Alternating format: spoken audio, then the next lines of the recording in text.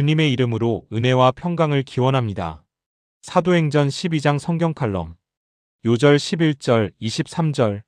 제목 대결의 배후. 자그마한 충돌부터 거대한 전쟁까지 배후가 있습니다. 사도행전 12장에는 세속 권력과 영적 권세와의 벼랑 끝 대결이 펼쳐집니다. 주후 44년 6월절 전후에 분봉왕 헤롯이 기독교를 탄압합니다. 헤롯은 유대교의 환심을 사기 위해 물리력과 실정법을 동원합니다. 일반적인 시각으로 볼 때 헤롯의 권모술수는 뛰어납니다. 먼저 사도의 선두 그룹인 베드로와 요한과 야고보 중에 야고보를 죽입니다. 2절. 다수의 유대인들이 기뻐하는 반응을 체크하며 쾌제를 부릅니다. 3절. 다음 단계는 예루살렘 교회의 수장인 베드로를 체포하여 옥에 가둡니다. 4절.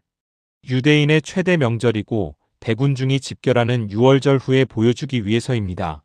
정치는 타이밍이다라는 약삭빠른 술수에 충실한 헤롯을 목도합니다. 너희들의 위대한 지도자 베드로를 보라. 저 비참한 몰골이 너희의 현주소이다. 까불면 너희도 죽는다라는 메시지를 내고 있습니다. 여기서 이 박해의 배후에 누가 있는지를 분별해야 합니다. 일반적으로는 사탄의 괴계가 기독교를 해하려는 것으로 볼 수 있습니다. 하지만 참새 한 마리도 주관하시고 머리털도 세시는 하나님의 뜻이 없을 리가 없습니다. 예루살렘 교회를 향한 구속사적인 하나님의 뜻은 세계로의 복음 전파입니다. 유대적 민족주의로 인해 이방인 전도의 소극적인 카르텔을 깨야만 흩어져 복음이 전파될 수 있습니다. 독수리의 자리를 날카롭게 하여 안주하지 못하게 하는 원리가 작동되었습니다. 신명기 32장 11절부터 12절입니다. 마치 독수리가 자기의 보금자리를 어지럽게 하며 자기의 새끼 위에 너풀거리며 그의 날개를 펴서 새끼를 받으며 그의 날개 위에 그것을 엎는 것 같이 여호와께서 홀로 그를 인도하셨고 그와 함께 한 다른 신이 없었도다. 이 사실은 영적 권세를 가진 그룹을 대하는 하나님의 역사에서 증명됩니다. 초강력의 핍박에 대항하는 교회의 승부 전략은 간절한 기도입니다. 5절. 당사자인 베드로는 닫힌 옥에서 수갑을 차고 16명이 사교대로 감시하는 가운데 평안한 수면을 취합니다. 6절. 1차적으로 주님을 절대 신뢰하는 베드로의 믿음을 보여줍니다. 나아가 불가능한 환경에서 구원하시는 하나님의 능력을 드러내는 차원으로 갑니다. 하나님의 종인 천사는 모든 문제를 해결하고 베드로를 구출합니다. 7절부터 11절.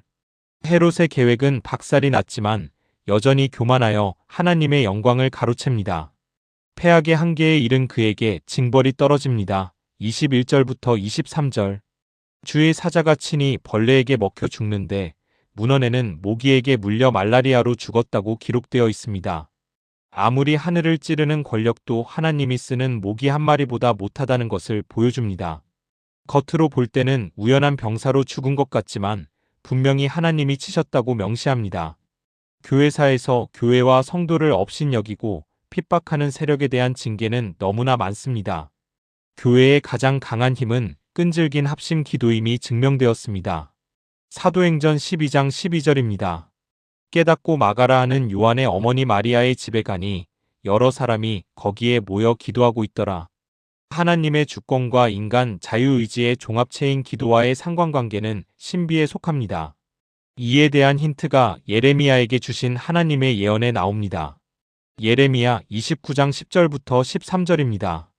여호와께서 이와 같이 말씀하시니라. 바벨론에서 70년이 차면 내가 너희를 돌보고 나의 선한 말을 너희에게 성취하여 너희를 이곳으로 돌아오게 하리라. 여호와의 말씀이니라.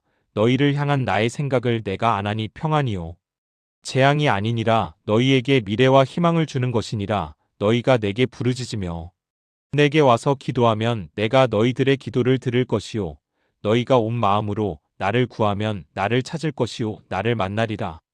바벨론 포로 생활이 70년이 차면 해방될 것은 이미 결정되었습니다. 기도를 안 해도 그렇게 될 것입니다. 하지만 인간이 기도해야 하나님께서 역사하신 것을 알 수 있습니다. 더 큰 혜택은 그 과정에서 하나님을 만나고 능력을 경험할 수 있는 것입니다.